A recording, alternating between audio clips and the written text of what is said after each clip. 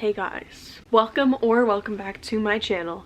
If you're new here, my name's Ella and we talk about spooky stuff on my channel. So as you can tell by the title, today we're going to be talking about the disappearance of Asha Degree. This is a really weird case because it's a 9-year-old who went missing from her own house, but she left on her own. The questions this case is really trying to solve is why did she leave and what happened once she left. Asha Degree was born to Akia and Harold Degree, who were married in 1988 on Valentine's Day, actually, which is a very important detail for a little bit later in the story. Asha's brother Bryant was born in 1989 and Asha was born herself on August 5th, 1990. The Degree family lived in the suburbs of Shelby, North Carolina, and they were just a pretty basic traditional family. Harold and Akia say they put a lot of effort in to shelter their kids from negative outside sources like the internet, the news. They didn't want their kids having that negative energy and hearing all that bad stuff. Instead, they focused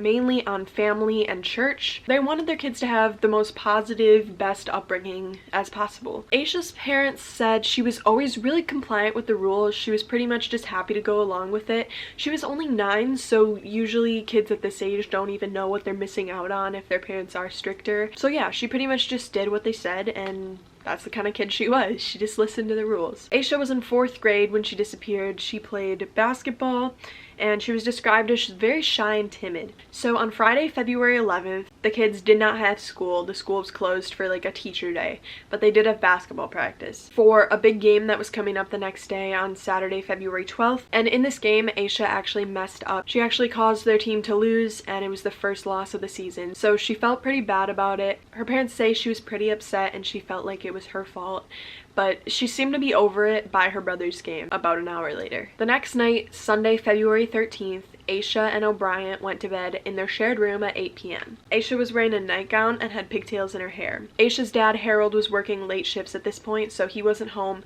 but when he did get home at 12:30, he checked on the kids. Both were still there, both were asleep, and then he checked on them again at 2:30 a.m. and same thing. They were both still there, both were still asleep, and after checking on them this time, Harold went to bed himself. O'Brien says shortly after his dad checked on them, he heard Asha's bed squeak and actually saw her get up and leave. She went to the bathroom, came back into their room, and got back into bed. O'Brien said shortly after this he heard her bed squeak again, and he just thought she was moving around, maybe she was getting up again for something. So he didn't really get up, he didn't look into it, he kind of just dozed back off to sleep. However, Asha had grabbed a backpack that was previously packed and she left their house. Between 3:45 a.m. and 4:15 a.m., 2 truck drivers say they saw Asha walking along the side of the highway. They both say she was in a long sleeve white shirt and white pants. This was a highway that her school bus would have drove on, so it should have been a pretty familiar road to her and she would have known where she was going. A motorist saw Asha and thought it was weird, as most people probably would, seeing a 9-year-old out at 3 in the morning.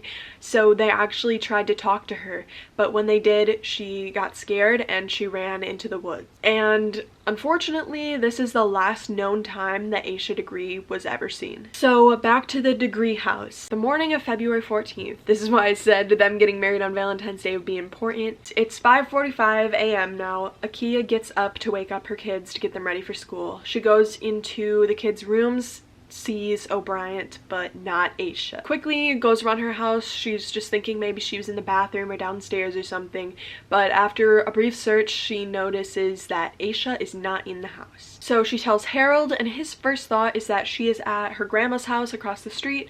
He calls them, they say she's not there, so Akia and Harold are checking their cars, they're checking outside, and Asha is just nowhere to be seen. So obviously panicked, they called the police at this point, and the police arrived at 6:40 a.m. They brought dogs to try to search for her scent, but they could not pick up on it, and this is because there was a storm the night before. Some storms actually make it easier for scents to be tracked, but since this was a windy storm, it actually kind of like mixed up her scent and the dogs were not able to track it. The police went to the Degree house. They wanted to check for signs of someone breaking in, but they didn't find any signs of forced entry, and all of the doors and windows were still locked. So the conclusion they came to was just that Asha had left by herself, which was really hard to believe and really just like weird, because 9-year-olds don't just leave their house at 3 a.m. in a storm. So there was really nothing to start with because there was no evidence. She just took her bag and left. The whole neighborhood was looking for her the whole day. Everyone was calling her name and nothing was found. The only thing that was found at the end of the day was a mitten that her parents said didn't belong to her. There was a shed in the same direction that Asha was last seen running off into the woods. In the shed, they found a pencil, marker, and Mickey Mouse hair clip, which Asha's parents said did belong to her. There's a few theories about this. Some people think that maybe if she had left by herself, she was out there and trying to get shelter from the storm and she just wanted somewhere to hide. Other people think maybe she was taken here by someone, which I think could be a very possible explanation. On February 17th, Akia noticed that some of Asha's favorite clothes were missing. So Asha had picked her favorite jeans and her favorite shirt to take along with her in her backpack. And it seemed as though she had packed ahead of time, like she knew she was gonna leave this night. So the authorities also agreed. They thought Asha ran away and that it was planned, but they thought it was really weird because most runaway kids are at least 12 and Asha was only 9. Also, most kids who run away have a reason to run away, like some problem with their family, some problem at school, something they're trying to get away from. And Asha didn't really have this. The only thing anyone could really think of is her basketball game, how she felt like a failure and that she had let her team down. But again, that was multiple days ago and they had said that it seemed like she had gotten over it fairly quickly. It was hard for her parents to believe that this would be the reason that she left. Her parents also said Asha was afraid of dogs, the dark, and storms. So why would a 9-year-old who's afraid of the dark and storms go out by herself in the middle of the night in the dark during a storm? To me, that was really weird. Like, if she really wanted to run away, I mean, she was only 9, so you think the storm was probably a bigger fear than whatever she was running from. That brings me to the next theory, which is that maybe there was something she was running from that no one knows about. Maybe there was something going on at home or school that she just didn't tell anyone about, or the family is hiding. So maybe she was running from something. Besides the shed and the few witness sightings, there was really nothing to go off in this case. Like, there was no evidence, there was no leads, so it was really hard to look for Asha. So even if she had left on her own, it's possible that she could have been abducted later on when she was outside on the highway where lots of people would be seeing her. And if she was abducted by someone, it would be nearly impossible to track because this would not have been a planned abduction if they just saw her. Most child abductions, they spend time grooming the kids and they spend time, like, usually the abductor is someone the family knows. It wouldn't be like this. Like, there'd be no clues left behind, nothing, because they would have just saw her. So this could very possibly be what happened, but there's really no way for us to know. Both of Asha's parents did pass a polygraph just to make sure they weren't suspects, although polygraphs aren't really the most reliable thing, in my opinion. They were never really suspects, but they just wanted to make sure. The FBI soon got involved in Asha's case just because it was so weird. Asha also got a lot of attention with the media. Her parents were on Oprah and America's Most Wanted, and even with all of this media attention, there was still nothing. Finally, on August 3rd, 2001, Asha's backpack was found in a construction site. In it was a t-shirt and a Dr. Seuss book, both of which were confirmed to have belonged to her. And the weirdest thing about this was that it was found 26 miles away from her hometown. A 9-year-old probably would not have walked 26 miles on their own unless someone picked them up, took them in their car, or walked with them. So this led a lot of people to believe that Asha did not leave that backpack there herself and someone had found it at some point or taken it from her and left it there, possibly trying to cover up any evidence of taking her. It was found wrapped inside 2 garbage bags. Like, it looked like someone had tried to hide it. So this was immediately a red flag for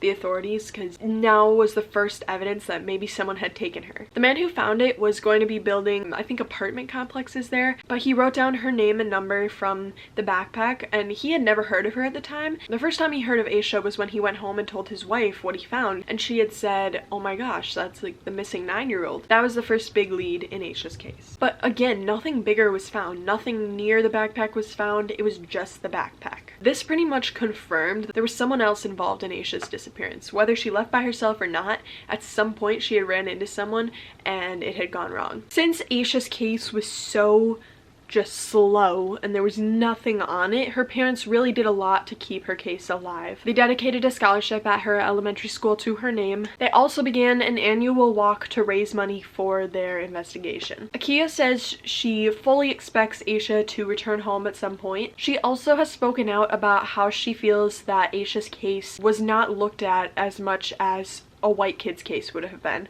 And she feels there's an inequality within the system that looks for missing children, and that Asha isn't getting as much attention as she should be. In 2015, the FBI came back to look at Asha's case in hope of new information surfacing. They also issued a $25,000 reward for any information that led to an arrest. Shortly after this, a new lead came up. Of course, with money, more leads are going to come out. But a witness had come forward and said that the night Asha disappeared, they saw her getting into a green car. And this car was never found, which was pretty much expected since this evidence came out 17 years after the disappearance of Asha.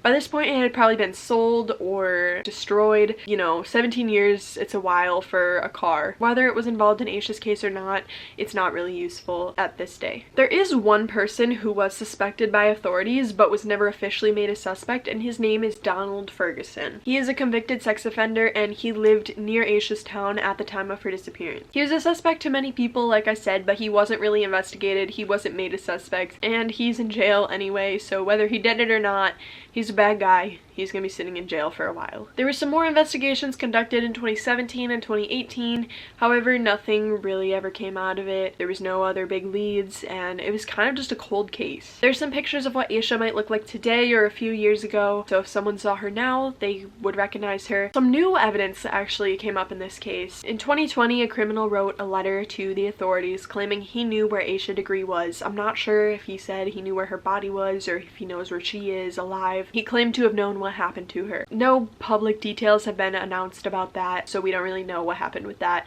My guess is it's probably not related. A lot of times cases like this, like big cases with a lot of attention, a lot of criminals will just confess to it to kind of, you know, take the glory, I guess, that they get from it. So nothing really came from that. To this day, Asha has not been found. Her parents and her brother continue the annual walk for her, and they continue to memorialize her and keep her memory alive every day. The really crazy thing about this case is that there never really were any leads or evidence to tell us what happened to her, and there never has been since the day she disappeared. Really, besides that backpack in the shed, hardly anything to go off of. And I know I've been saying that a lot in this video, but this is such a weird case because there's always something to go off of. Someone always saw something. There's some theories about Asha's case, and the first one is actually that she was sleepwalking. Since she really didn't have any reason to run away, and it was 3 a.m., she was scared of storms. Some people think she got up in the night and sleptwalked out of the house. Maybe she thought she was going to school, going to the bus or something, and you know, she woke up on the highway with people trying to talk to her and ask if she's okay, and that's why she ran into the woods, because she woke up and was just in the dark in the rain with some strangers by her, and so she ran. She also could have run into her abductor at this point. Another theory that I don't really agree with is that she walked into the road and was a victim of a hit and run. So some people think she was sleepwalking or she was awake, whatever, but she wandered into the road and got hit. Whoever hit her was scared, and they hit her body and ran off. Now, this I don't really think this happened. If this hit was bad enough to kill her, there probably would have been something left behind that we could have seen, you know, skin marks, blood, like remains, whatever, and there was none of that. Also, the last time she was seen was running into the woods, so unless she came back out, it's hard for me to believe that she was hit. So yeah, that one just doesn't really make sense with like the timeline of how these events all played out. But it is a theory that some people hold. The biggest by far theory is that Asha left on her own. This is what the police believe. This is what the general population of the internet believes. One thing that the police also said was that in her class at the time of her disappearance, they were reading a book about two kids who ran away from home and had this like adventure. So a lot of people believe maybe she was inspired by the book and that she wanted to, you know, since she had such a sheltered life and she wasn't allowed to go on the internet and stuff, she wanted to go out and just have this adventure and like experience stuff. So a lot of people think that like motivated her and inspired her to run away. And I feel like this one I kind of agree with, because, you know, when I was a kid and I would watch a show or read a book or something, if something really cool like happened, I would do everything I could to be like that character. So I could see a 9-year-old running away in the night trying to be like the characters in the book. So I think this is a very possible explanation. So again, the evidence contradicting this is that besides the book, she didn't really have a reason to run away. If the book was really her motivation, like, I still don't think she would leave in the dark, in the storm, her two biggest fears. But who knows, sometimes kids can be inspired to do crazy things. Unless there was something she wasn't telling her parents about, or that her family isn't telling us, there really was no reason besides the inspiration from the book for Asha to run away. Some people think she ran into the woods when she was frightened by the motorist and got lost and probably died due to environmental reasons. However, her body was never found. There was no remains. So for me, this is just like completely untrue, because they would have found something. Like, bodies don't just disappear. I think there had to be someone else involved. So what I think happened to Asha Degree was that, I don't know why she left her house at night, but I think she left her house on her own. She was frightened by the motorist and ran into the woods. At that point met her abductor. So yeah, I agree with that theory the most. And then the final theory is that she was taken by someone her family actually knew, who was close to the family, which I don't really believe this one either, because it seemed like her parents kept them very sheltered, really, like, you know, had this fear of their kids disappearing, and they really wanted to do what they could to prevent it. So I don't think the parents would have let someone get that close to their child without realizing it, but who knows, it happens all the time. So that could also be a very possible explanation. They could have told her to meet them outside, you know, to get something or to do something at this time in this place, and, you know, she, being a 9-year-old, just went along with it. So that's another theory a lot of people have. I don't really agree with that one either, but so those are the main theories that I researched on the internet. But like I said, it is pretty much believed by everyone that Asha left her house on her own. And like I said at the beginning, the question is why?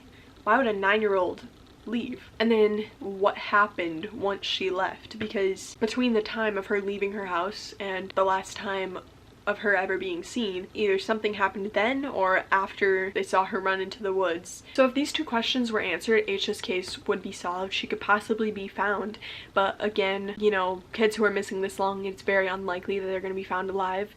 So if you do have any information on this case, please tell the proper authorities. And yeah, that is the Asha Degree case. If you guys enjoyed this video, please leave a like, press the subscribe button, and turn on your post notifications so you can get notified every time I post. Also, if you have any other cases you want me to cover, put them in the comments. I want to do cases that you guys want to see, not just ones that I'm interested in. And again, thank you guys so much for watching. I'll see you in the next video. Bye!